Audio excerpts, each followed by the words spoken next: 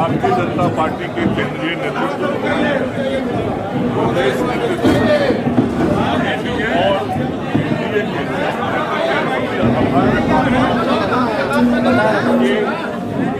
मुझे उस जैसे कार्यकर्ता को भारतीय जनता पार्टी ने सीवान विधानसभा से उम्मीदवार बनाया है और मुझे पूरा विश्वास और भरोसा है कि एनडीए के हम अपने सभी साथियों के ताकत से, सहयोग से इस सीवान विधानसभा में एक बड़े जीत के साथ सफलता प्राप्त करेंगे।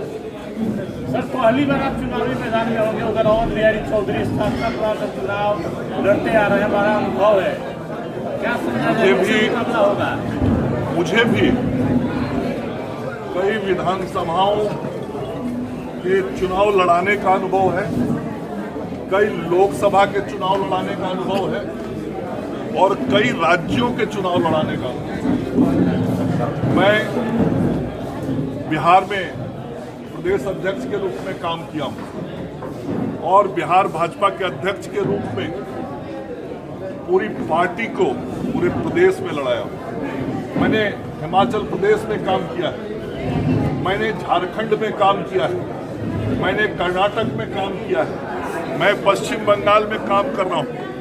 आज कई राज्य जहां भारतीय जनता पार्टी ने मुझे जिम्मेवारी दी, मैंने ऐसे चुनावों को नजदीक से लड़ा और लड़वाया है।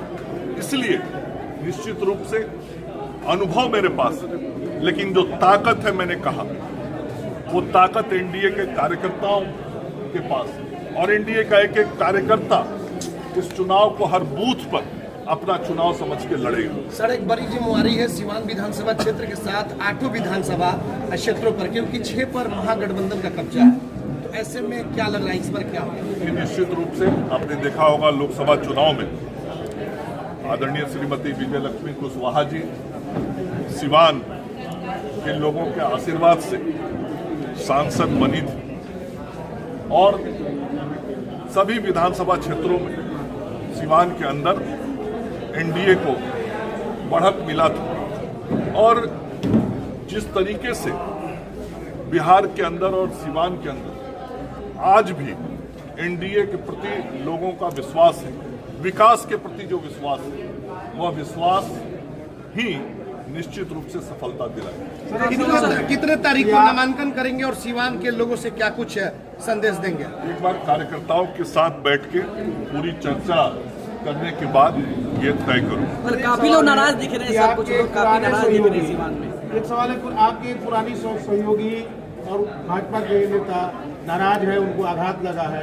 माननीय मनोज जी मेरे बड़े भाई हैं और मुझे पूरा विश्वास है कि हम और मनोज जी बहुत लंबे समय से साथ में इस परिवार को मजबूत किए हैं। हम सब लोग मिलकर इस चुनाव में मनोज जी का भी पूरा ताकत मिलेगा और हम सब लोग मिल के इस चुनाव को लड़ेंगे। बीजेपी से कई कैंडिडेट सीवान से लिस्ट में थे, नाराजगी सबकी जो है कि सोशल मीडिया पर देखने को मिली है विगत कुछ दिनों में।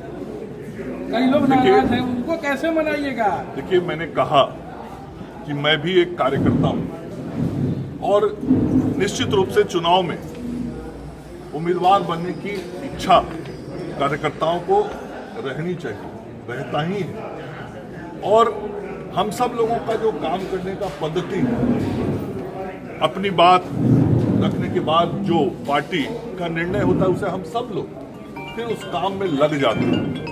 तो मैं आपको विश्वास दिलाना चाहता हूं कि सभी कार्यकर्ता अपने परिवार के ही कार्यकर्ता हैं और ये लड़ाई परिवार की लड़ाई है और परिवार की लड़ाई सब इकट्ठा होकर लड़े। ये माना है कि मंगल पांडे सीवान के प्रत्याशी अगर हुए 105 विधानसभा के, तो पूरे जो सीवान के 8 विधानसभा है वो मंगल पांडे जी अब पूरा एनडीए में ले आएंगे।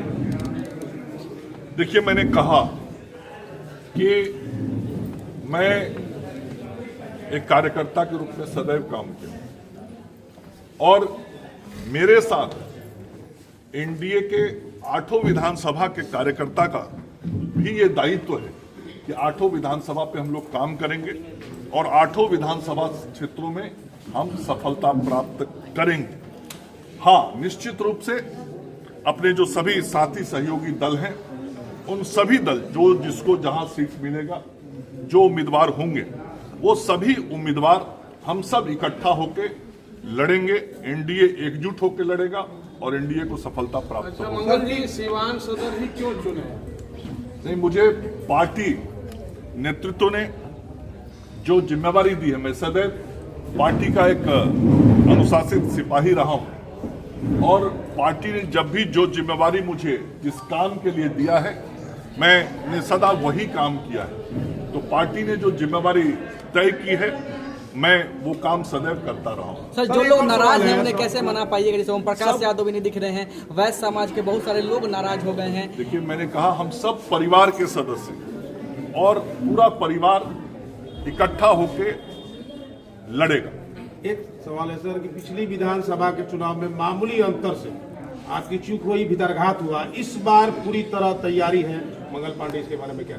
मैं फिर कह रहा हूं, एनडीए का एक एक कार्यकर्ता उम्मीदवार है आज और एनडीए का एक एक कार्यकर्ता एकजुट होकर पूरी ताकत के साथ लड़ेगा और जीतेगा। सीधे जनता से पहली बार उम्मीदवारी है सर, घर घर जाना होगा, लोगों से मिलना होगा, कैसे लेते हैं? पहले भी मिलता रहा हूं, पहले में और अब में अंतर है। ऐसा पहले भी मिलता रहा हूं। आप लोग देखेंगे कोई ऐसा चुनाव नहीं है, के लिए मिलते थे, अब अपने लिए मिल रहा है। कोई ऐसा चुनाव नहीं जिस चुनाव में मैं गांव-गांव नहीं घूमता था, गली-गली नहीं घूमता था, क्षेत्र में जनता के बीच जाके हाथ जोड़ के वोट नहीं मांगता था और सार्वजनिक रूप से भी सभाओं में भी मांगता था। तो गांव-गांव, घर-घर, कोई यही चुनाव नहीं, इसके पहले कई चुनाव और आप लोग उसके गवाह हैं। सर, वक्त कम है, चुनाव पहले और अब में अंतर है। पहले आप दूसरे के लिए करते थे, अब अपने लिए करेंगे। मैं कह रहा हूं, पहले भी हम सब इकट्ठा होकर लड़ते थे और आज भी इकट्ठा होकर लड़ते।